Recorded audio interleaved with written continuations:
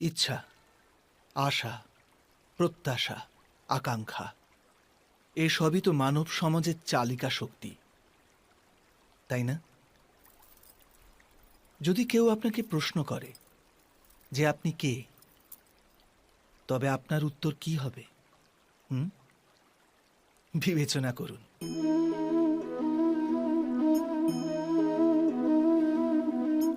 আপনি তখন বুঝতে পারবেন যে আপনার ইচ্ছাই আপনার জীবনের ব্যাখ্যা। কিছু পাওয়ার সাফল্য, কিছু না পাওয়ার নিষ্ফলতাই আপনার পরিচয়। অধিকতর ব্যক্তি এইভাবেই জীবিত, নিজের ভেতর থেকে শেষ হয়ে যেতে থাকে, তবু নিজের ইচ্ছেগুলোকে মারতে পারে না। ইচ্ছা তাকে এমনভাবে ছোটাতে থাকে যেমন মৃগের নেশায় শিকারী। কিন্তু আবার এই ইচ্ছাগুলির গর্ভ থেকেই জ্ঞানের প্রকাশও ঘটে।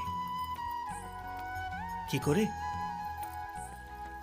যখন ইচ্ছা অপূর্ণ থেকে যায়, আশা ভেঙে যায়, তখন সেখান থেকে জ্ঞানের কিরণ প্রবেশ করে মানুষের